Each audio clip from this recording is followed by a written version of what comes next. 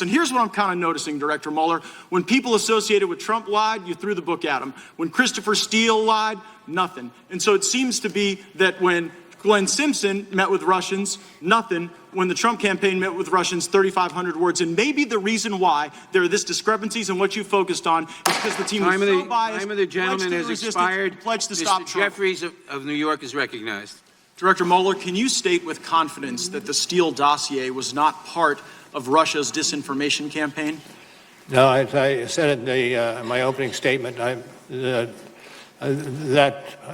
part of the building of the case predated me, and by at least 10 months. Yeah, I mean, Paul Manafort's alleged crimes regarding tax evasion predated you. You had no problem charging them. And matter of fact, this Steele Dossier predated the Attorney General, and he didn't have any problem answering the question. When Senator Cornyn asked the Attorney General the exact question I asked you, Director, the Attorney General said, and I'm quoting, "No, I can't state that with confidence." And that's one of the areas I'm reviewing. I'm concerned about it, and I don't think it's entirely speculative. Now, if something is not entirely speculative, then it must have some factual basis, but you identify no factual basis regarding the dossier or the possibility that it was part of the Russia disinformation campaign. Now, Christopher Steele's reporting is referenced in your report.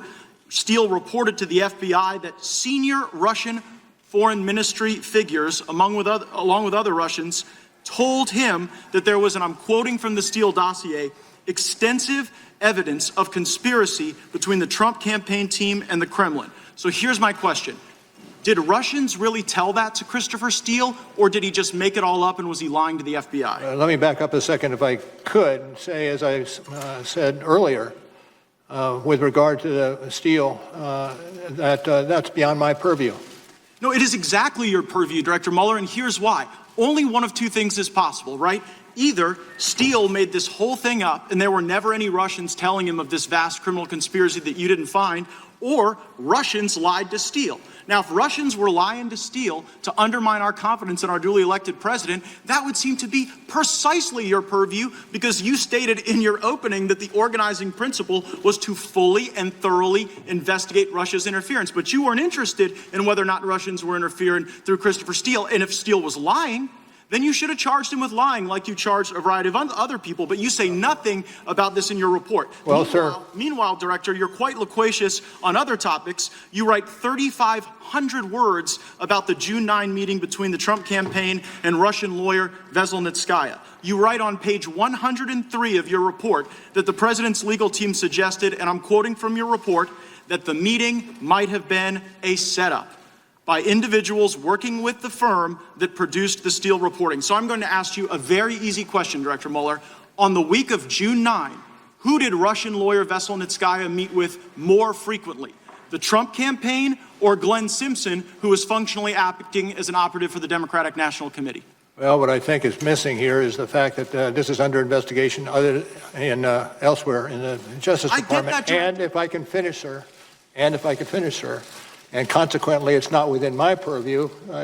Department of Justice and FBI should be responsive to questions on this particular issue. It is absurd to suggest that a operative for the Democrats was meeting with this Russian lawyer the day before and the day after the Trump Tower meeting, and yet that's not something you referenced. Now, Glenn Simpson testified under oath. He had dinner with Veselnitskaya the day before and the day after this meeting with the Trump team. Do you have any basis, as you sit here today, to believe that Steele was lying?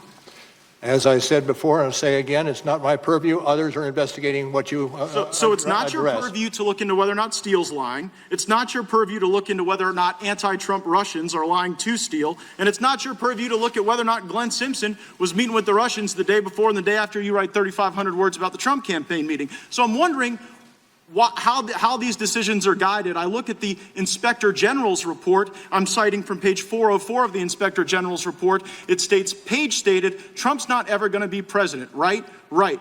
Strzok replied, no, he's not. We'll stop it. Also in the Inspector General's report, there's someone identified as attorney number 2.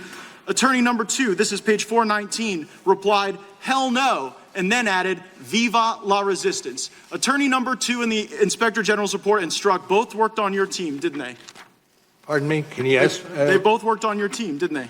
I know. I heard Strzok. Who else were you talking about? Attorney number 2 identified in the Inspector General's report. Okay. And the question was? Did he work for you? The guy who said Viva la Resistance. Peter Strzok worked for me for a period of time, yes. Yeah, but so did the other guy that said Viva la Resistance. And here's what I'm kind of noticing, Director Mueller.